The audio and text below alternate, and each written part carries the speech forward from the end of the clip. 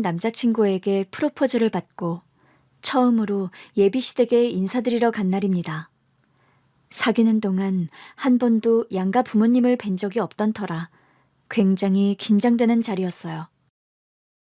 왜 그렇게 긴장해? 완전히 얼었네. 그럼 긴장되지. 긴장이 안 되겠어. 잘 봐달라고 만나는 자리인데. 너무 긴장돼. 나 실수하진 않겠지? 그냥 평소 하던 대로 해. 실수할 게 뭐 있어? 소연이 네가 평소 말실수하는 타입도 아니고 덤벙대지도 않는데. 긴장해서 평소 안 하던 짓 할까 봐 그러지. 그러더라도 우리 부모님은 귀엽게 봐주시겠지. 어제도 말했지만 우리 동생 보고 실수하지만 않으면 될 거야. 너무 빤히 쳐다보지 말고 따로 질문하지 말라는 거? 그건 제대로 기억하고 있어. 그럼 됐어. 남자친구에게는 남동생이 하나 있었는데 어렸을 때 열병을 앓은 후 걷지 못하게 되었다고 해요.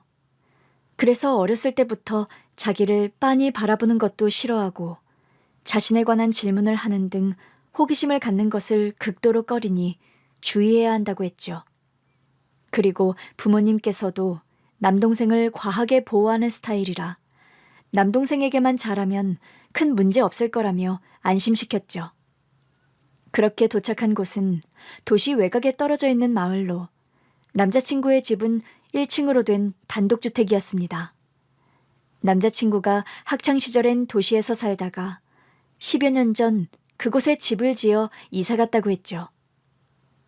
어머, 어서 와요. 소연 씨? 안녕하세요, 어머님, 아버님. 처음 뵙겠습니다. 진소연이라고 해요. 그래요. 어서 들어와요. 먼 길 오느라 수고했어요. 예비시댁에서는 웃는 얼굴로 환대해 주셨어요. 깔끔한 집에 아들을 위해 맞춘 듯 이곳저곳 안전시설과 편의시설을 갖춘 집이 참 인상 깊었습니다. 부모님의 안내에 따라 거실에 가서 앉자 이내 방에서 남동생이 나왔어요. 안녕하세요. 진소연이라고 합니다. 예. 남동생은 다소 무뚝뚝해 보이는 인상으로 휠체어에 앉아 고개를 까딱하더라고요. 성격상 살갑게 맞아주진 않을 거라는 남자친구의 말이 있었기에 그다지 당황스럽지는 않았지요. 그렇게 거실에서 의례적인 인사와 질문이 오고 간 후 식당으로 이동했어요. 널따란 식탁에 상다리가 괜찮을까 싶게 진수성찬이 차려져 있더라고요.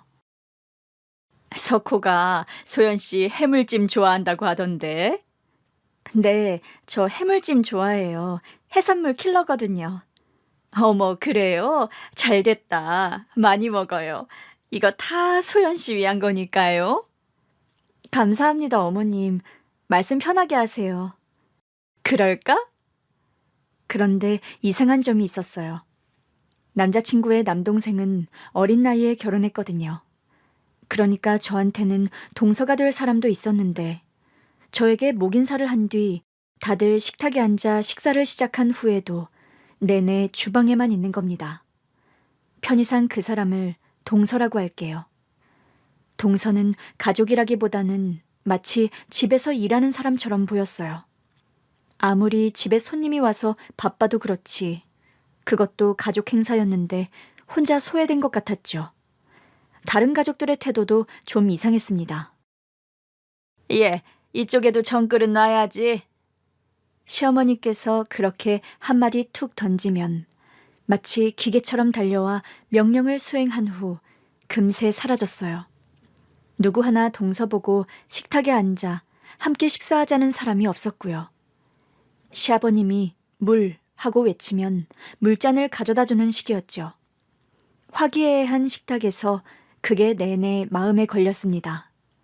저한테는 한없이 고상한 말투로 예의를 차리시면서 동서한테는 전혀 딴 사람처럼 구니까요.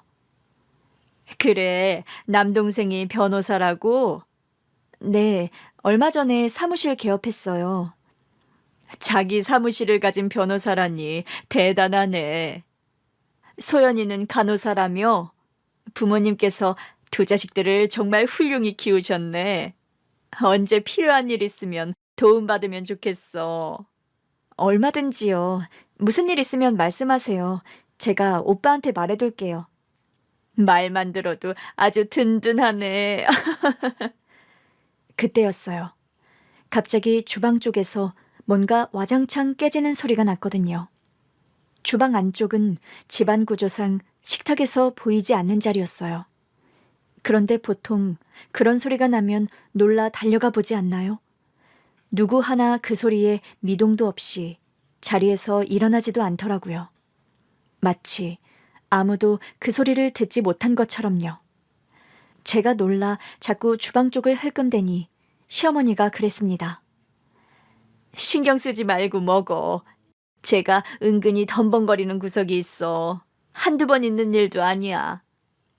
네, 그래도 다치셨을지도 모르는데. 뭐든 알아서 잘하는 애니 걱정 마. 새우 까줄까? 아니요. 제가 먹을게요, 어머니. 그렇게 말하면서도 은근히 주방 안쪽으로 자꾸만 신경이 쓰였습니다. 게다가 식사 시간 도중 남자친구 남동생이 화장실에 가야 하는 문제나 끝나고 방으로 이동할 때도 동서를 불러 눈길도 주지 않고 해결했어요. 이상한 건 식사 시간 끝나고도 마찬가지였죠. 거실에 모여 앉아 차와 과일을 먹었는데 그 자리에도 동서는 나오지 않았습니다.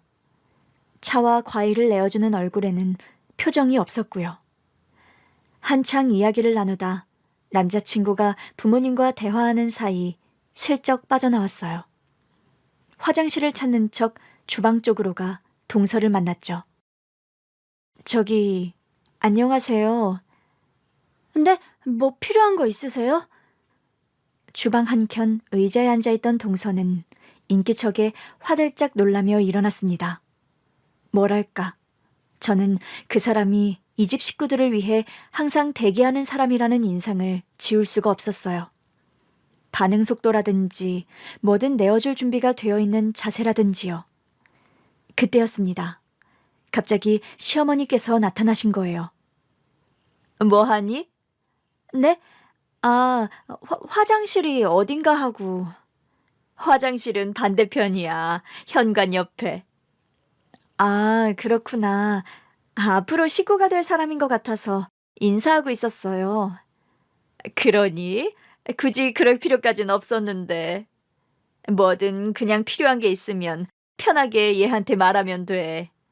얘가 우리 집안 살림에는 빠삭하니까. 네, 어머니.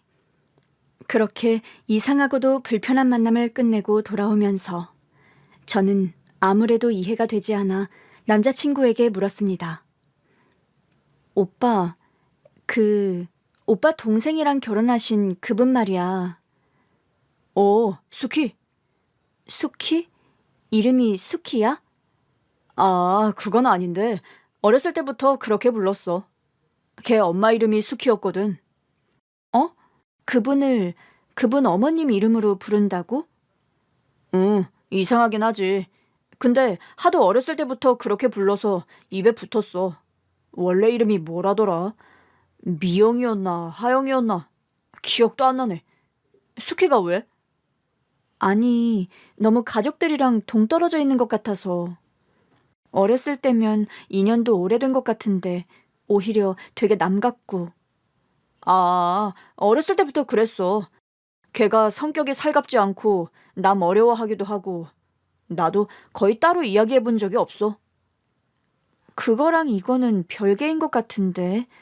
그래도 그렇지. 어떻게 보면 이것도 가족 행사인데 혼자서만 주방일하고 식사 시간에 같이 식사도 안 하는 건 좀 이상해. 그런가? 수키 걔는 원래 그래서 나는 생각을 못했네. 나도 결혼하면 며느리 되는 건데 나도 결혼하면 같이 막 겸상 못하고 그렇게 되는 거 아니야? 뭐? 소연아, 걱정하지 마. 수키랑 너는 다르지. 너는 며느리지만 수키는 며느리라고 하긴 좀 그렇지. 며느리면 며느리지. 며느리라고 하긴 좀 그렇다는 건 뭐야? 걔는 그냥 남동생 간병 때문에 결혼시킨 애라 그냥 간병인 같은 거야. 신경 안 써도 돼.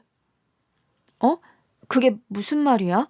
간병 때문에 결혼시켰다니? 수키 걔가 사실 어렸을 때부터 우리 집에서 딸처럼 컸거든. 그러다가 성인 돼서 그냥 종호랑 결혼시킨 거야. 키워준 은혜 갚겠다고 평생 종호 수발 들겠다고 한 거거든. 그 말은 저도 처음 듣는 말이었어요. 어렸을 때부터 알았다는 말이 어렸을 때부터 함께 자랐다는 것인 줄은 몰랐거든요. 그런데 듣다 보니 더 이상한 거예요. 부모를 잃고 혼자가 된 아이를 가족처럼 돌봐줬다는 건데 딸처럼 여기는 것 같지는 않았거든요. 남자친구는 동서 성격 때문에 그렇게 보이는 것뿐이라며 대수롭지 않게 생각하더라고요. 그렇게 집으로 돌아와 아무래도 이상하다 싶어 엄마한테 이야기를 꺼냈습니다. 다른 일도 아니고 결혼인데 조금이라도 찝찝한 구석이 있으면 안 되잖아요. 엄마, 그 집에 먼저 결혼해 어머님 아버님이랑 같이 살고 있는 며느리 있댔잖아. 그 휠체어 타는 남동생이랑 결혼했다는 그 사람? 안 그래도 너 그 이야기 하면서 참 대단하다 그런 이야기 했잖아. 어린 나이에 경제력도 없고 몸 불편한 사람이랑 결혼한 거 아니냐면서. 근데 막상 만나보니까 분위기도 그렇고 좀 이상해. 왜? 어떻게 이상한데? 나는 어린 나이에 그렇게 결혼했다고 하니까 대단한 수뇌보, 사랑, 뭐 그런 쪽으로 생각했거든? 근데 그 여자도 그렇고 그 집 식구들도 그렇고 완전히 서로를 남대하듯 하더라니까. 나는 그냥 그 집에서 주방일 해주는 여자인 줄 알았어. 그래? 그건 좀 그렇네. 하나를 보면 열을 난다고. 나중에 너를 그렇게 대할지도 모르고. 그러니까 나한테는 엄청나게 웃어주시고 환대해주시긴 했는데 그게 다 거짓말일 것 같다는 생각이 드는 거야. 그리고 나 오빠도 좀 다시 봤잖아. 석호를? 아니, 오빠도 그게 이상하다고 생각하지 못한다는 게 좀 그랬어. 게다가 그 사람도 멀쩡한 이름이 있을 텐데 수키라고 부르더라니까. 그 여자 엄마 이름이래. 어머님께서 어렸을 때부터 그렇게 불렀다고 자기도 그렇게 불러서 이젠 진짜 이름이 뭔지도 헷갈려하고. 수키? 응, 되게 웃기지. 사람을 뭐 그렇게 대하냐? 그런데 제 이야기를 듣던 엄마의 낯빛이 금세 어두워졌습니다. 그리고 잠시 그 수키라는 이름을 곱씹더니 그러시더라고요. 그러고 보니 시간이 벌써 이렇게 됐네. 응? 엄마 친구 말이야. 너 기억 안 나? 수키 이모. 왜 너 초등학교 때 머리 곱슬머리에 보라색 립스틱 바르고 다니던 우리 집 불났을 때 잠시 그 집에서 살았잖아. 맞아. 기억나. 맞네. 그 이모 이름이 수키였다 참. 병에 걸려 돌아가셨다던. 그러고 보니 아영이.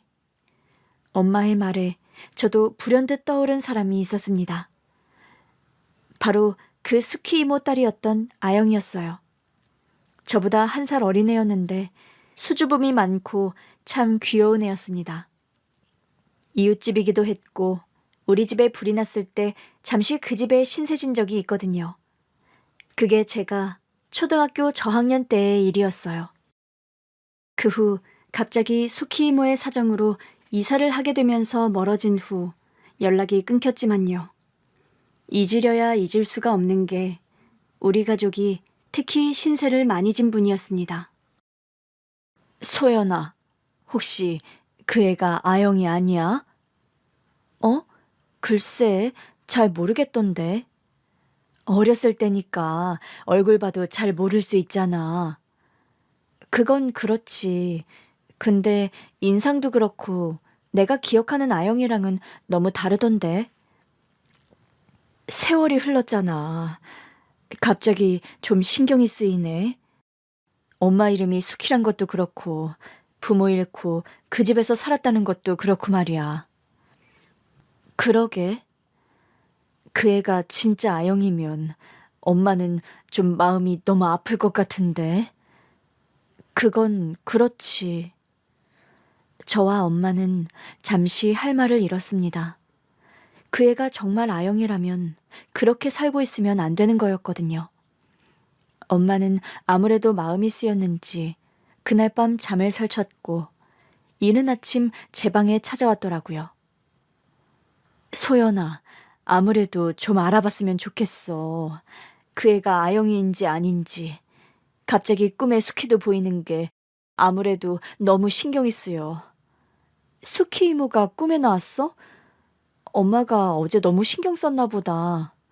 내가 다시 알아볼게. 너무 걱정하지 마. 설마 아영이려고. 엄마가 너무 불안해하기도 하고 저도 아무래도 이상하다 싶어 다시 예비시댁을 찾았습니다. 예비시댁에서는 다음날 갑자기 다시 찾은 저를 보고 놀랐지요. 무슨 일이야? 뭐 놓고 간 거 있어? 네, 어머니. 제가 귀걸이를 하고 갔는데 한쪽이 여기서 빠졌나 하고요. 어머, 그런 게 있으면 말하지. 내가 찾아뒀다 석호통에 줄 텐데. 여기까지 찾아온 거야? 괜히 수고스럽게 해드리고 싶지 않아서요. 어머님 허리도 안 좋으신데 작은 귀걸이 찾는다고 고생하실까봐. 실례가 안 된다면 제가 들어가서 좀 찾아봐도 될까요? 그래, 그래. 어서 들어와. 아침은 먹었고? 네, 먹었어요. 저는 아무렇지 않게 잃어버린 귀걸이를 찾는 척 들어가 집안을 둘러보았습니다. 거실에는 남자친구 남동생과 시아버지께서 텔레비전을 보고 계셨고 동서는 아니나 다를까 그 자리에 없었죠. 저는 가볍게 두 사람과 인사를 나눈 후 거실에서 귀걸이를 찾는 신용을 했어요. 그리고 제가 가본 곳들을 다 가봐야 한다는 핑계를 대며 화장실도 가고 동서가 있는 주방에도 접근할 수 있었죠. 저기요. 네? 혹시 이름이 어떻게 돼요? 네? 이름이요. 그쪽 이름. 그건 왜... 아, 일단 이거 받아요. 여기 우리 집 주소랑 제 번호거든요. 시간 될 때 우리 집에 좀 올래요? 이걸 왜... 그러니까 제가 더 설명하려던 찰나 어머니께서 주방으로 들어오셨습니다. 저는 황급히 쪽지를 준 동서의 손을 밀어 숨기게 했어요. 다행히 어머님께서는 눈치를 채지 못한 것 같았죠. 소연아, 찾았니? 네? 아, 아니요. 여기에도 없어요, 어머니. 없겠지. 수키 제가 청소를 얼마나 깨끗이 하는데.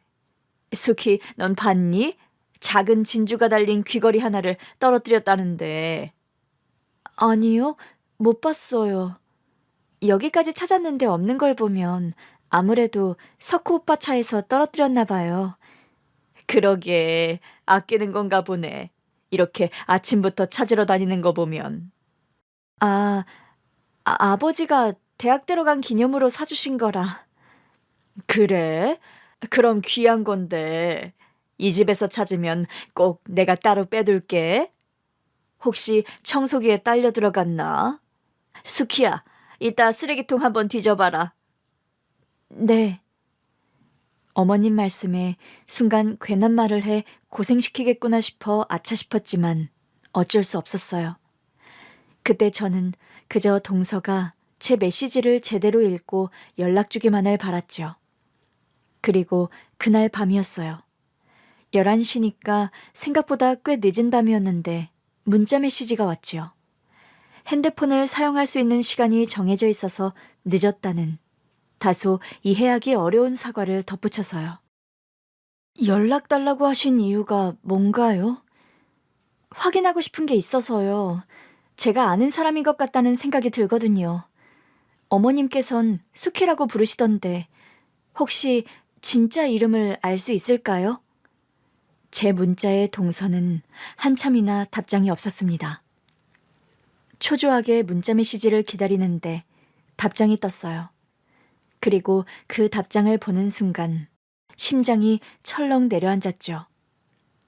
송아용입니다. 그 순간 저도 모르게 제 손이 바들바들 떨렸어요. 모든 게 딱딱 들어맞고 있었으니까요. 저는 어떻게 이야기를 시작해야 할지 감이 안 잡혔습니다. 저는 아무래도 제가 찾고 있던 분이 맞는 것 같은데 혹시 이번 주말에 제가 드린 주소로 와주실 수 있으실까요? 힘들어요. 왜요? 집에서 나가려면 허락이 필요해서요. 저는 이해가 되지 않았습니다. 아무리 시부모님을 모시고 사는 처지랄지라도 집 밖에 나가는 것조차 허락이 필요하다니요. 어떻게 하면 이 사람을 집 밖으로 나오게 할 수 있을지 고민하는데 다시 메시지가 왔습니다. 그럼 도와주세요. 그래서 저는 바로 어떻게 도와드리면 되냐고 물었지만 답장이 오지 않았어요. 아무래도 더는 핸드폰을 사용할 수 없는 시간인 것 같았죠. 저는 엄마에게 이 사실을 알리고 밤새워 궁리했습니다.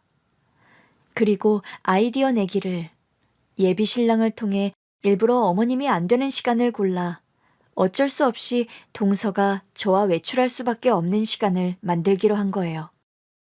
수키, 쟤를 데리고 나가고 싶다고?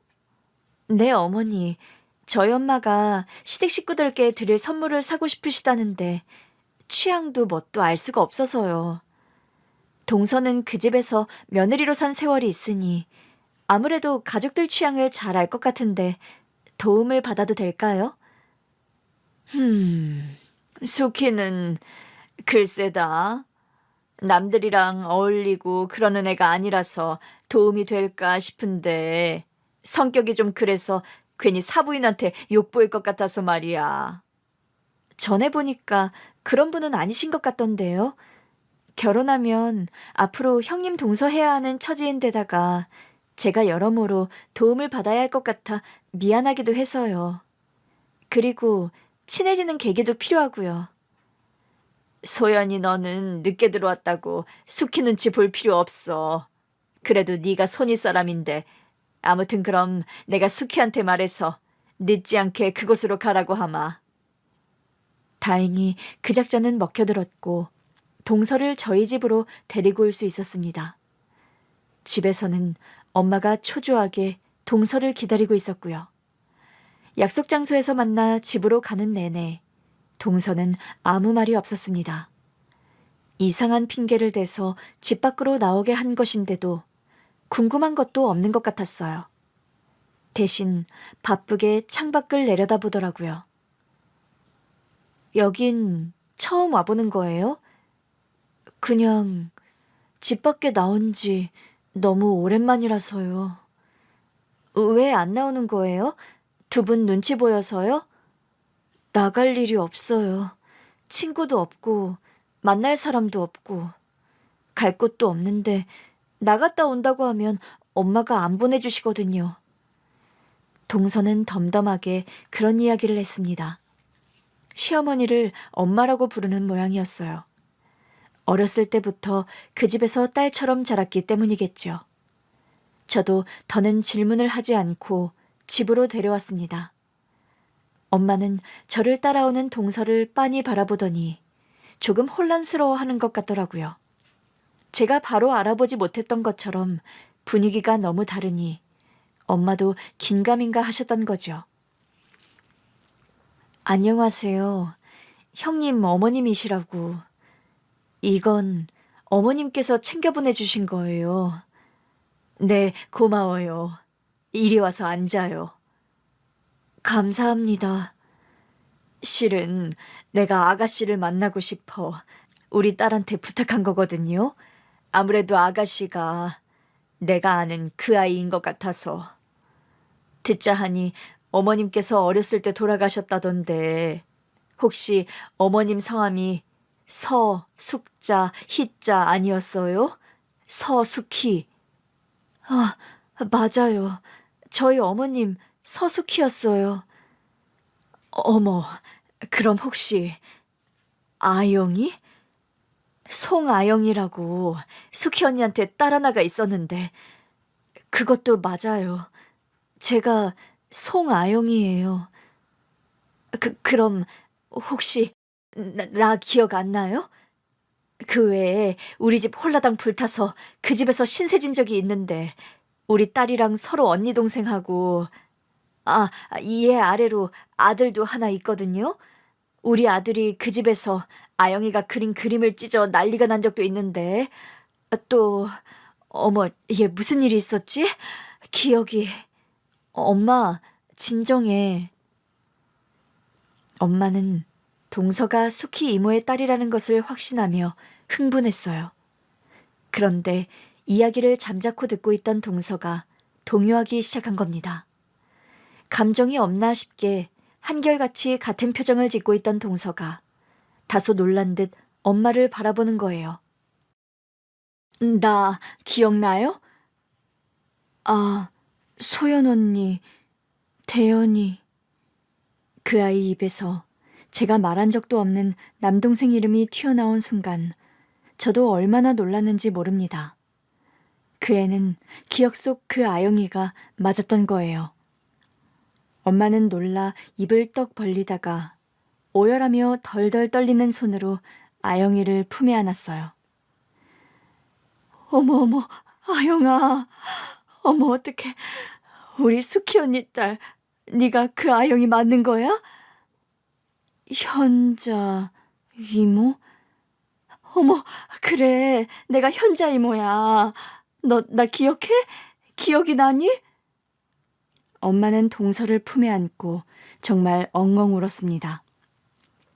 그리고 엄마 품에 안겨 얼떨떨하게 있던 동서의 눈에도 눈물이 흐르기 시작했어요. 그 예쁘고 곱던 귀여운 아영이가, 사랑스러운 요정 같던 그 아영이가 왜 이렇게 됐을까요? 제가 아영이를 처음 기억하는 것은 6살 무렵이었습니다.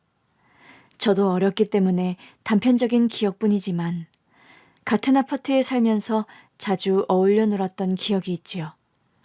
아영이의 엄마였던 수키 이모도 저를 참 예뻐해 주셨어요. 아유, 우리 아영이는 아직도 콩알만한데 언제 우리 소연이처럼 클까?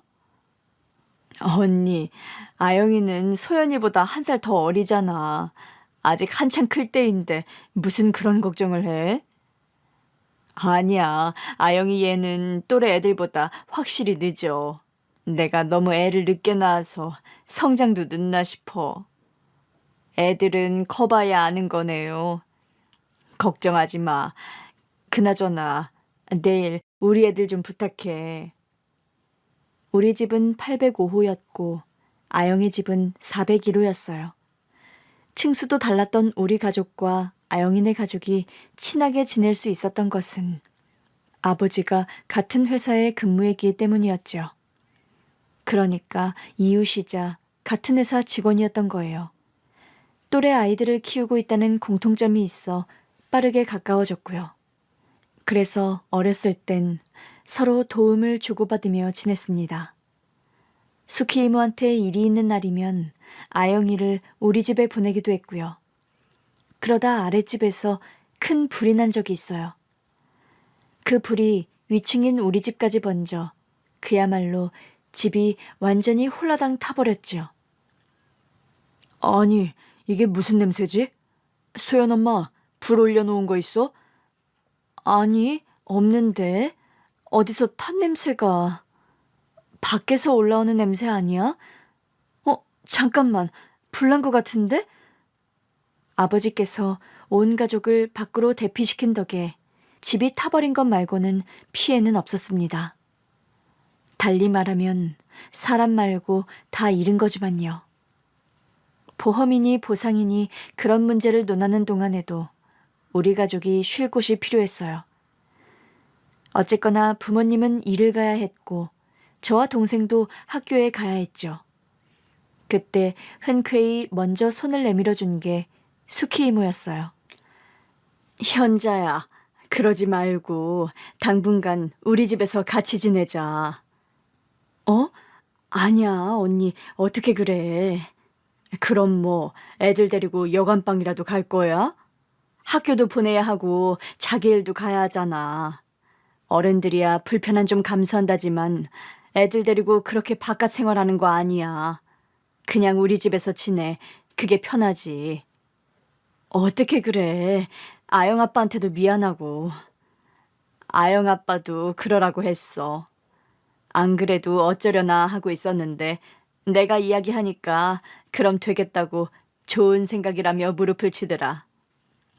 언니가 고생이잖아. 내가 고생은 뭐가 고생이야? 너가 같이 지내면 우리 같이 맛있는 것도 해먹고 좋지.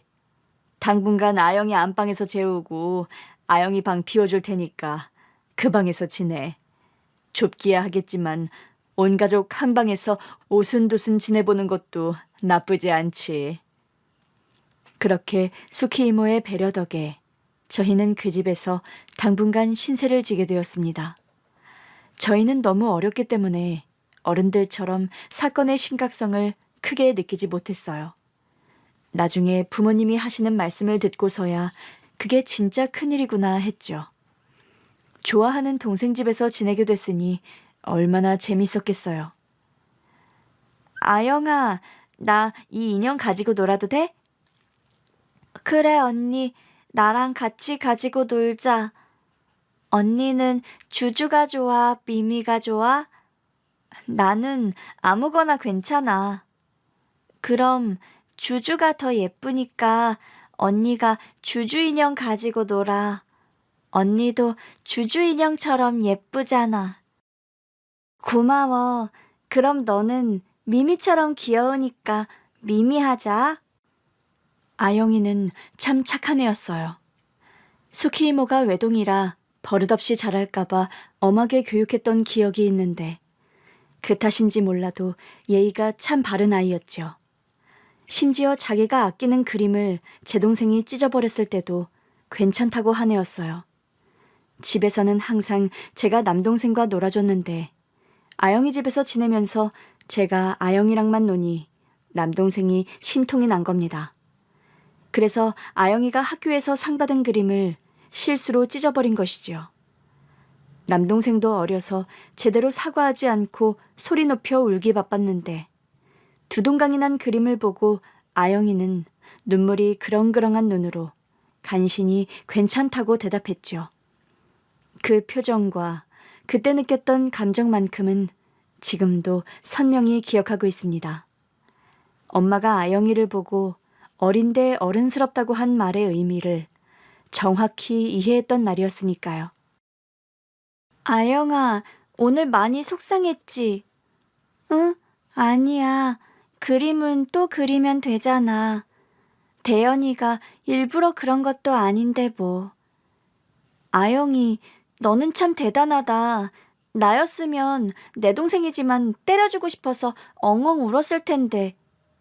나도 눈물이 쬐끔 났어. 쬐끔 났잖아. 나는 펑펑 울었을 것 같은데. 멋있었어. 나 최고야? 응, 너 최고야. 얼마만큼? 하늘만큼 땅만큼. 우와, 언니도 최고. 때묻지 않은 순수한 시절이었죠. 그래서 그때의 기억이 좋은 기억만 남아있는 걸지도 모릅니다. 지금은 예전만은 못하지만 예전엔 내 친척보다 가까운 것이 이웃사촌이었어요. 아버지들도 형제처럼 지냈고 엄마도 친자매처럼 지냈거든요. 그렇게 다른 집으로 이사를 하기까지 반년이 가까운 시간을 그 집에서 보냈지요. 거의 매일 잔치하듯 지냈던 것이 생각납니다. 그러다 아영이 가족과 헤어지게 된 것은 아영이 아버지께서 갑작스레 돌아가시면서 시작된 비극이었어요. 직장 내에서 벌어진 사고였는데 산재로 처리해주지 않아 그걸로도 엄청 골치가 아팠습니다. 아버지께서도 해고를 각오하고 아영이네 편에 서서 싸웠던 기억이 나요. 이대로는 못 넘어가. 우리 영재 이러다 억울해 눈 못 감는다고. 소연 엄마, 미안해. 나 이 회사 때려치우는 한이 있더라도 우리 영재 억울함은 풀어줘야겠어. 소연 아빠, 나나 애들은 걱정하지 마. 당신이 그 회사 때려친다고 해도 우리 안 죽어. 당신이 백수가 돼도 내가 당신이랑 우리 애들 먹여 살릴 테니까 걱정하지 마. 엄마는 전적으로 아버지와 아영이 그리고 수키 이모의 편이 되어주었습니다. 수키 이모는 아저씨가 그렇게 하루아침에 유명을 달리하면서 많이 힘들어하셨어요. 오히려 어린 아영이는 의젓해 보였고 엄마는 매일같이 수키 이모 집에 찾아가 끼니를 챙겨주셨죠. 언니, 이러다 죽어. 아영이 두고 아영 아빠 따라가려고 그래? 현자야, 나 좀 그냥 가만히 내버려둬. 아무것도 하고 싶지가 않아. 먹고 싶지도 않고 숨도 쉬고 싶지가 않아. 바보 같은 소리 좀 그만해. 아영이는 어쩌고. 엄마가 그런 나약한 소리 하면 되겠어? 현자야, 혹시 내가 잘못되더라도. 언니, 그런 소리 하는 거 아니야. 애 듣는 데서 못하는 말이 없어. 미안해. 근데 나 정말 숨이 턱턱 막히는 것 같아. 못 살겠어. 너무 괴로워. 우리 아영 아빠 불쌍해서 어떡해. 우리 아영 아빠 눈도 못 감고 갔어. 그러니까 더 힘을 내서 살아야지. 아영 아빠 억울하게 눈 감고 저 세상에서 이 꼴 보면 얼마나 속이 터지겠어. 자기도 어쩔 수 없는 일이었는데 남은 언니랑 아영이마저 잘못되면 아영 아빠 더 억울해 미치고 팔딱 뛸 노릇이지. 수키 언니, 정신 똑바로 차리자. 언니가 정신 똑바로 차려야 언니도 살고 아영이도 살아. 살자, 응? 살아보자. 내가 도와줄게. 엄마가 수키 이모를 위로하는 동안 저는 아영이 방에서 아영이와 함께 있었어요. 아영이는 울지도 않고 좋아하던 인형을 안고 앉아 있었죠. 저도 그때 어렸지만 말하지 않아도 위로하는 법을 알게 되었어요. 아영이의 머리를 가만히 쓰다듬어 주거나 안아주는 것으로요.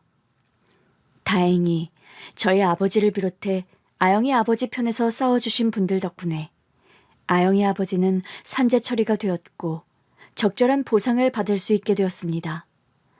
이미 아저씨는 세상에 없으니 적절한 보상이라는 말은 어울리지 않지만요. 하지만 비극은 끝난 것이 아니었습니다. 수키 이모 건강이 크게 나빠져서 아영이 외할머니가 있는 곳으로 가게 된 거예요. 언니, 꼭 그렇게 가야겠어? 내 옆에 있어. 나랑 같이 있자, 언니. 응? 현자야, 그동안 고마웠어. 소연 아빠한테도 고맙다고 꼭 전해줘.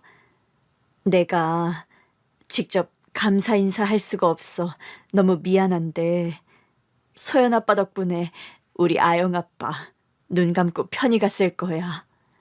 이 은혜는 두고두고 기억할게.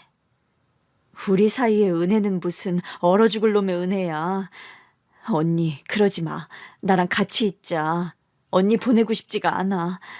이렇게 헤어지면 영영 헤어지는 것 같아 그래. 놀러 올게. 너도 놀러 오고 그러면 되잖아. 잘 살아, 현자야. 그게 수키 이모를 본 마지막 기억이었습니다.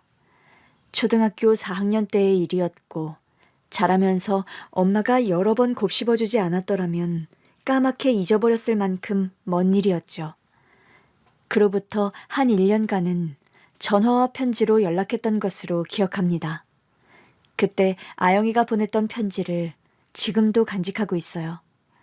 그러다 연락이 끊긴 것은 수키 이모가 크게 아프다는 소식을 듣고 난 후였죠. 이모가 아프단 소식에 엄마가 수키 이모의 친정인 강원도까지 갔었어요. 그곳에서 3일 있다 돌아오셨는데 표정이 아주 좋지 않았죠. 여보, 수키 언니 아무래도 가망이 없어 보여. 어? 그게 대체 무슨 말이야? 형수가 왜? 암이래나 봐. 아휴, 대체 이게 무슨 일이야? 아영이 그 어린 것은 불쌍해 어떡하냐고. 뭐? 아니 세상에 무슨 그런 말도 안 되는 일이 있어. 내가 진짜 속상해서 어쩜 이러냐고. 아영 아빠 그렇게 된 지 얼마나 됐다고. 언니까지. 우리 아영이 불쌍해서 어떡해. 그 뒤로 엄마는 매일같이 강원도의 수키 이모 집에 연락해 안부를 챙겼어요.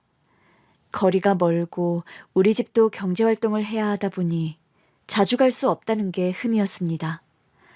저도 따라가고 싶었는데 너무 먼 길이라 엄마가 데려가 주지 않았어요. 아영이를 만나 위로해주고 싶어 편지만 보낸 거예요. 그런데 그러던 어느 날 연락이 뚝 끊겨버렸고 엄마가 일까지 쉬며 올라갔을 땐 이미 수키 이모는 저 세상 가고 없더랍니다. 어떻게 연락도 안 해주냐고 아영이 할머니를 붙들고 많이 우셨나 보더라고요. 여보, 나 아영이가 너무 마음에 걸려서 잠을 못 자겠어. 에휴, 진짜 우리가 데려오자 그럼. 당신은 괜찮겠어? 안 괜찮을 건 또 뭐야. 애가 둘이 있나 셋이 있나 숟가락 하나만 더 놓으면 되지. 형이랑 형수 생각하면 나도 도저히 그냥 두고 보기가 힘들어. 아영이 친가 쪽은 아영이 아버지가 돌아가시면서 연락이 끊겼고 아영이 외할머니는 연세가 좀 많으셨습니다. 완전히 강원도 시골에서 살고 있었던 탓에 학교 보내기도 쉽지 않았다고 해요. 그래서 부모님께서 상의 끝에 아영이를 데려다 키우려고 함께 올라갔는데 황당하게도 아영이가 없더라는 거예요. 도시에 사는 아영이 이모한테 보냈다면서요. 엄마가 알기론 수키 이모 형제로는 오빠만 있다고 했습니다. 수키 이모 오빠도 형편이 좋지 않다는 말을 수키 이모 살아계셨을 때 하셨다고요. 그러면 그 이모네가 어딘지만 알려달랬더니 무슨 상관이냐고 귀찮다는 듯이 쫓아버리셨다고 해요. 혼자 손녀 기르기가 힘들어 혹시 보육원에 보내버린 거 아니냐고 엄마가 울면서 제발 알려달라고 했는데 노인네 고집이 어찌나 센지 절대 알려주지도 않고요. 그렇게 제가 5학년이 되던 무렵 완전히 끊겨버렸다가 20여 년이 넘어서야 만난 거예요. 아영아, 너를 그렇게 보내고 얼마나 울었는지 몰라. 대체 어떻게 지낸 거야? 소연이 말로는 그 집에서 어렸을 때부터 살다 결혼했다는데 나는 네가 이모 집에 갔다고 생각하고 있었어. 이모는 이모죠. 지금 엄마가 저 낳아준 엄마의 중학교 동창이었거든요. 할머니가 친척집이라고 했었고 학교 다니려면 그 집에서 살아야 한다고 해서 어쩔 수 없이 따라갔어요. 그럼 실은 친척집이 아니라 엄마 친구 집이었던 거야? 아영이는 엄마의 물음에 천천히 고개를 끄덕였습니다. 그리고 곧 아영이의 이야기가 시작되었죠. 아영이도 너무 어렸을 때의 일이라 우리 가족에 대한 기억이 희미한 만큼 부모님에 대한 기억도 거의 없다고 하더라고요. 강원도로 이사 간 후 엄마 건강이 더 좋지 않아졌고 전학수속도 제대로 밟지 않아 한동안 학교에도 가지 않았다고 했죠. 엄마, 나 학교 언제 가? 나도 학교 가고 싶은데. 학교는 무슨 학교야? 네 엄마 아픈 거 안 보여? 엄마, 애한테 소리 지르지 마. 안 그래도 심란해 죽겠는데 학교 타령이나 하고 있으니 그렇지. 기집애 학교 보내 뭐 한다고. 아휴, 엄마, 그런 소리 좀 하지 말라니까. 요즘 누가 그런 소리를 해. 내가 제명에 못 살지. 제명에 못 살아. 과부되어 돌아온 아픈 딸년 수발에 어려 쓸모없는 손녀까지. 외할머니는 아영이를 그다지 반기지 않았다고 했습니다. 그러니 아영이도 외할머니와 사이가 대면대면했던 것이고요. 수키 이모가 죽고 난 후 얼마 뒤 이모라는 사람이 왔답니다. 따라가면 학교도 갈 수 있다고 집에 오빠들도 있어 좋다고 가라고 했대요. 그렇게 그 집에 양딸로 가게 된 건데 나중에야 할머니가 엄마가 남긴 재산 일부와 함께 자신을 그 집에 보낸 걸 알게 된 거예요. 시어머니는 엄마의 부고 소식을 듣고 장례식장을 찾았다가 외할머니와 이야기를 나눈 끝에 혼자 남은 아영이를 데려가기로 결정한 것이고요. 여기까지만 들으면 시어머니가 대단한 선행을 한 것 같지만 실상은 그게 아니었습니다. 그러니까 수키 이모가 남긴 돈을 그 집에 주고 너를 맡겼다고? 석호 오빠 집에? 주변에다는 입양한 딸이라고 하면서 키웠어. 할머니 말대로 학교는 갈 수 있었는데 상황이 그리 좋지는 않았지. 아영이는 씁쓸한 표정으로 잠시 말을 잇지 못했습니다. 힘들었던 지난날이 떠오른 탓이었겠죠. 아영이가 그 집에서 처음으로 혼난 것은 그 집에 온 지 한 달 만의 일이었답니다. 아우, 수키야. 내가 거실 물걸레질 깨끗이 하라고 했잖아. 했어요. 세상에 이렇게 물바다를 만들어 놓고 뭘 했다는 거야? 물자국에 물 그대로 질질 흘려놓고 너 이러다 종호 미끄러지기라도 하면 어쩌려고 그래? 그 집에는 어려서부터 걷지 못하는 아들 하나가 있었답니다. 시어머니는 그 아들, 그러니까 제 남자친구 동생인 그 아이 때문에 항상 예민했다고 해요. 언제나 그 아들이 우선이라 학교가 끝나면 무조건 집으로 와서 그 아들이랑 함께 시간을 보내야 했답니다. 집안을 쓸고 닦고 설거지하고 남은 시간에 자기와 동갑내기였던 그 아이를 돌보는 게 어린 아영이의 일과였던 거예요. 아영이가 눈칫밥 먹으며 시키는 일을 곧잘 하기도 하고 어느새 그 아이도 아영이에게 의존하는 모습을 보이자 아영이한테 그 아이를 덥석 맡긴 것이죠. 아영이 너는 나중에 종호한테 시집 오면 되겠다. 네? 지금부터 그리 죽이 잘 맞는데 결혼하면 얼마나 보기 좋겠어. 그땐 내가 너 파양에 며느리 삼아야지. 어려서부터 그런 말을 자주 들었다고 해요. 그도 모자라 먹여주고 키워준 것을 들먹이며 꾸준히 죄의식을 덮어씌운 것이지요. 어휴, 수키 너는 나 아니었으면 어쩔 뻔했냐? 그 강원도 깡촌 시골에서 학교도 제대로 못 다니고 네 할머니한테 천덕꾸러기 취급이나 받으면서 살았겠지. 내가 널 걷어 키웠으니 도시에서 학교 생활도 하고 살지 않겠어? 너 나중에 이거 다 제대로 갚아야 돼. 도망이니 뭐니 그딴 양심 없는 짓거리 하지 말고, 알겠어? 네. 하지만 착한 아영이도 자라면서 그 상황이 너무 답답하고 화가 나기도 했답니다. 먹여주고 재워주는 일이야 부정할 수 없는 사실이었지만 그 집에 들어가 살게 되면서 가장 중요한 것을 잃어버리게 된 거예요. 바로 자유였습니다. 중고등학교를 남녀공학으로 간 것도 시어머니의 명령이었다고 해요. 아들과 같은 학교를 보내고 같은 반을 만들어야 안심하고 아들 학교를 보낼 수 있었으니까요. 3년 내내 친구도 없이 그 아이를 챙겨야 했답니다. 야, 아영이랑 종호 쌍둥이라더니 아무리 그래도 화장실까지 따라가 주는 건 좀 그렇지 않냐? 나도 진짜 싫어. 아무리 내 동생이 아프다지만 화장실까지 쫓아가야 하면 난 집 나갈 거야. 진짜 불쌍해, 변아영. 등하교도 그 집 아들과 함께여야 했고 급식도 그 집 아들과 함께 먹고 심지어 학원까지도 레벨에 상관없이 보냈다는 거예요. 학원을 보낸 것도 아들이 가고 싶다고 하니까 보낸 거였습니다. 늘 붙어 있어야 하므로 수학여행이나 소풍 같은 활동도 거의 참석할 수가 없었고요. 여자아이한테 붙여놨다고 해도 기가 막힐 일이었는데 남자아이 화장실까지 따라가게 했다는 말을 듣고 저와 엄마는 너무 기가 막혀서 할 말을 잃고 말았습니다. 왜 그렇게 살았어? 왜 그렇게 미련하게 살았어, 아영아? 그래도 고아된 저 먹여주고 재워주시고 한 건 맞았으니까요. 갈 곳도 없었고요.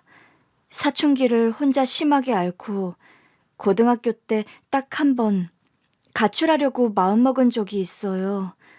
근데 아무리 생각해도 갈 곳이 생각이 안 나더라고요. 그때 이모랑 소연 언니 생각을 하긴 했는데 여전히 그곳에 살고 있을지 모를 일이고 갑작스레 가봤자 저를 받아주지도 않을 텐데 곤란하게 해드리고 싶지도 않았고요. 그래도 왔어야지. 일단 우리를 찾았어야지, 이거사. 객관적으로 생각해봐도 먹고 살려면 그 집에 남아있는 게 맞는데 도저히 너무 힘들어서 못 살겠다 싶어 밤중에 몰래 나가려고 했거든요. 그렇게 가출을 결심한 아영이가 조심스레 현관을 나서려던 순간이었답니다. 둘째 아들 방문이 열리더니 휠체어 밀리는 소리가 들리더래요. 들켰다는 생각이 들어 가슴이 철렁 내려앉았는데 아영이 쪽으로 주머니 하나가 툭 하고 떨어졌대요. 뭔가 싶어 보니 적지 않은 돈이 들어있었답니다. 가져가. 이걸 왜... 너 돈도 없을 거 아니야. 무슨 돈으로 나가려고. 그러니까 왜 나한테 이걸 주는 건데? 미안해서. 어? 잘 살아. 나야 너 없이 좀 힘들겠지만 너는 나 없으면 자유롭게 잘 살겠지. 종호야, 내가 걸을 수 있었더라면 좋았을 텐데. 그럼 너한테 이렇게 미안해하지도 않아도 됐을 텐데. 엄마 깨기 전에 얼른 가. 자유롭게 살아, 아영아. 아영이는 그 돈을 가지고 집을 나섰대요. 그리고 집에서 멀지 않은 곳에서 찬바람을 쐬고 오랫동안 앉아있다가 새벽에 그냥 그 집으로 다시 들어갔답니다. 종호 때문이었어요. 그 집에서 나를 수키가 아니라 아영이라고 불러주는 사람은 종호 하나였거든요. 아무리 그래도 그렇지. 종호는 다리도 아프지만 마음도 아픈 애라. 아무리 극진한 보살핌에 관심을 받는 그 집 친아들이라도 저랑 처지가 그리 다르진 않았으니까요.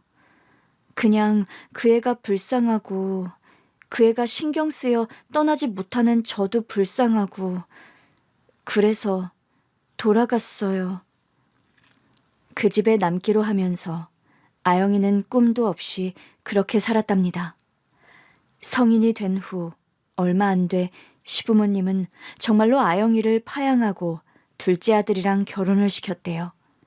말로는 딸 같은 며느리 들여 평생 가족하고 싶었다고 포장했지만 남자친구가 한 말처럼 아픈 아들 평생 간병이나 하고 살라고 족쇄를 채운 것이었지요.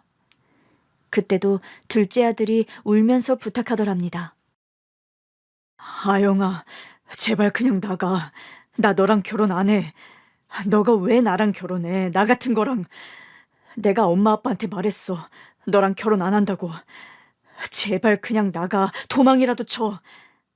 종호야, 내가 어딜 가겠어. 나는 갈 곳도 없고 갈 수 있는 데도 없어. 오랜 속박은 사람을 무력하게 만드는 법이었습니다. 도망도 살고자 하는 의욕이 있을 때나 가능한 일이었어요. 후에 알게 된 사실이지만 아무래도 이상해 정신과 상담을 했더니 아영이는 오랜 우울증을 가지고 있었습니다. 도망치고 싶지만 도망갈 수 없었던 걷지 못하는 둘째 아들에게 자기 자신을 이입한 거예요. 그렇게 또 10년을 훌쩍 넘게 그 집에서 살았답니다. 도망칠 생각도 없이 그 집안에 딱 맞춘 가전처럼 굴면서요.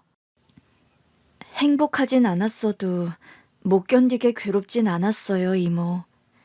그래도 처음으로 나를 알아주는 사람이 있을지도 모른다는 생각에 변아영이 아니라 송아영이라는 이름을 써봤어요. 나를 알아봐줘서 너무 고마워, 언니. 내가 수키 언니를 어떻게 봐.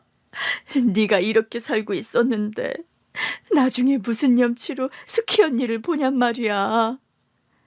엄마도 저도 아영이가 그 집에서 나왔으면 하고 바랐어요. 아무리 그래도 모르면 모를까 아영이를 그 집에서 살게 하고 싶지 않았습니다. 둘이 합심해 설득하자 아영이는 깊은 생각에 잠긴 듯하다 어렵게 입을 열었죠.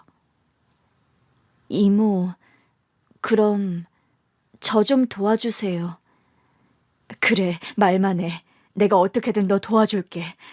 그냥 이대로 너 집에 가지 말아라. 여기 있어. 이런 결혼에 이혼? 그거 식은 죽 먹기야. 대현이가 변호사 됐어. 우리한테는 일도 아니다. 그게 아니라 아영이는 이혼을 원하는 것이 아니었습니다. 남편인 둘째 아들과 함께 그 집에서 나오는 것을 원했어요. 동정과 연민으로 시작된 감정이 다른 형태의 사랑이 되어버린 것이지요. 저도 그렇지만 종호도 줄곧 부모님으로부터 독립하고 싶어 했어요. 하지만 그 몸으로 어떻게 꿈이나 꾸겠어요.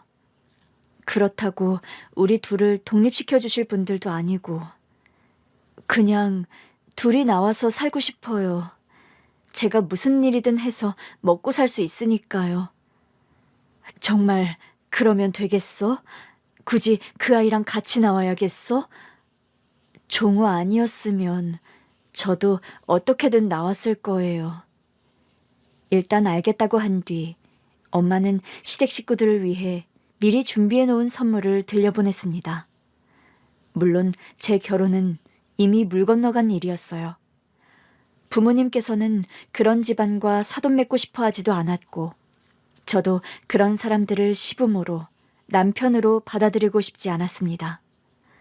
2년을 사귀는 동안에도 그런 사람인 줄 몰랐던 것이 억울하면서도 이제라도 알게 되어 가족이 되지 않은 것을 다행으로 여겼죠. 오랜만에 온 가족이 모여 이 문제를 논의했는데 동생 말로는 법적 다툼은 해볼만 하지만 그렇다고 그걸로 얻을 수 있는 재산상 이득이 많지는 않을 거라고 하더라고요. 당시 수키 이모가 남긴 재산을 당시 외할머니께서 얼마나 넘겼는지도 불분명하고 남은 재산도 외할머니께서 임의로 처분했을 가능성이 커서 되찾기는 힘든 상황이었습니다. 그러니 최대한 법을 이용해 그들을 설득하는 쪽으로 해보기로 한 거예요. 아유, 이렇게 우리 애들 덕분에 새로운 가족도 생기고 나는 참 좋네요. 오늘 두 분을 이 자리에 모신 것은 아이들 결혼 문제 때문이 아닙니다. 예? 그게 무슨... 저는 우리 소연이 석호랑 결혼시킬 생각이 없어요. 아니, 그게 무슨 말씀이세요? 결혼시키기로 한 거 아닌가요? 아니요, 저는 오늘 소연이 이야기를 하러 온 게 아닙니다. 아영이요, 그 집에 살고 있는 아영이 내보내주세요. 예? 아영이요? 아영... 수키? 사돈이 우리 수키를 어떻게 알아요?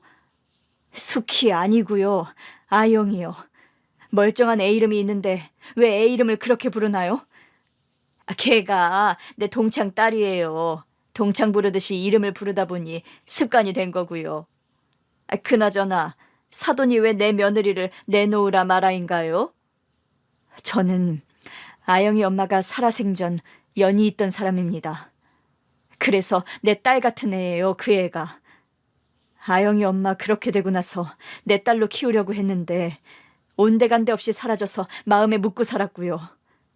듣자 하니 우리 아영이 정말 힘들게 하셨더군요. 힘들게 했다니요? 우리 집 아니었음 걔는 보육원에서 천덕꾸러기로 자랐을 겁니다.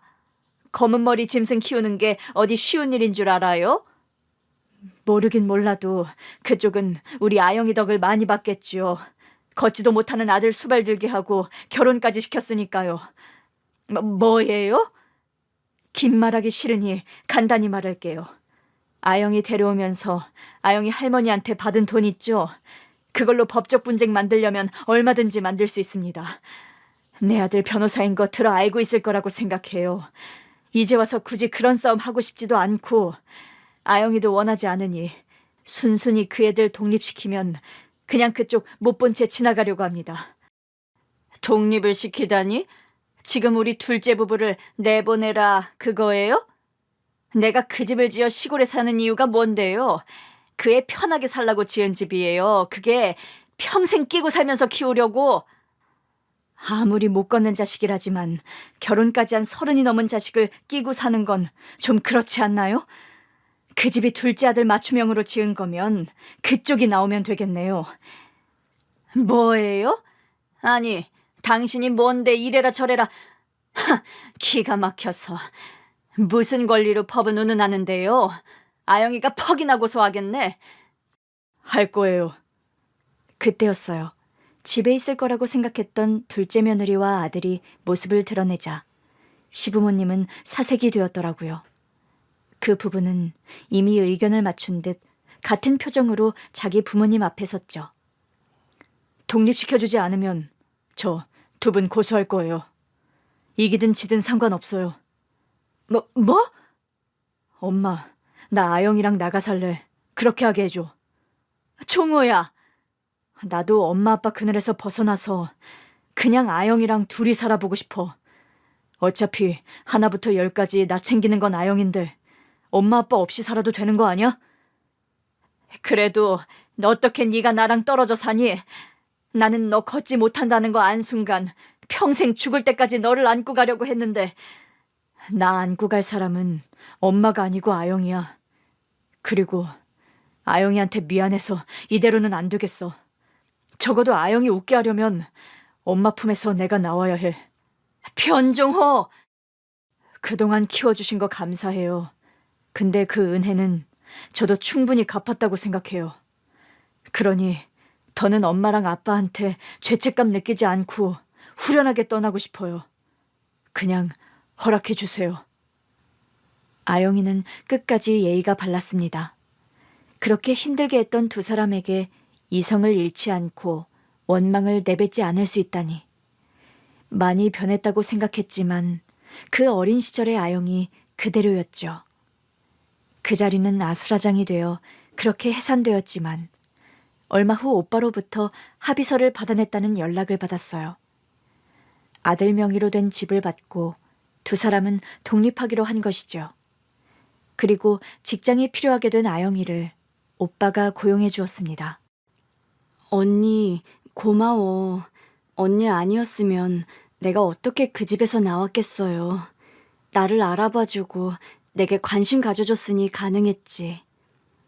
다 네가 살려고 그랬던 거지. 아님 하늘에 있는 수키 이모가 나를 너에게 데려갔던지. 나 때문에 석호 오빠랑 헤어졌는데 그게 어떻게 너 때문이야. 너 덕분이지. 솔직히 그때 너한테 아무렇지 않게 수키라느니 자기 동생 수발들로 결혼시킨 거라느니 그런 소리 하는 거 듣고 정 떨어졌어. 솔직히 그렇게 힘들진 않아. 2년의 세월이니 아쉽긴 해도 내 걱정하지 말고 네 걱정이나 해. 이제 진짜 시작이잖아, 아영아. 잘 살게. 솔직히 이제 좀 숨통이 트이는 것 같아. 나는 내가 이걸 원하는지도 모르고 살았는데 막상 결심을 하고 나니까 이게 행복인가 싶어. 다행이다. 정말 다행이야, 아영아. 수키 이모가 하늘에서 보고 있다면 이제야 마음을 놓을 겁니다. 아영이가 정말 환하게 웃었거든요.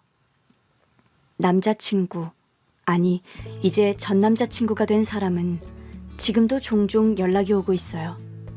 자긴 잘못이 없는데 왜 부모님이 한 일로 파혼까지 해야 하느냐고요. 막말로 아영이는 종호를 포기하지 않았는데 어떻게 자기를 그렇게 포기할 수 있냐며 아직도 상황 파악이 안 되는 것 같았죠. 아영이 아니면 어쩔 뻔했나요? 그런 사람이랑 평생을 약속할 뻔했으니까요. 모르긴 몰라도 이 신기한 인연이 적어도 세 사람의 인생을 구한 건 맞는 것 같습니다. 언젠가 이 일도 먼 과거가 되어 추억할 수 있는 날이 오겠지요.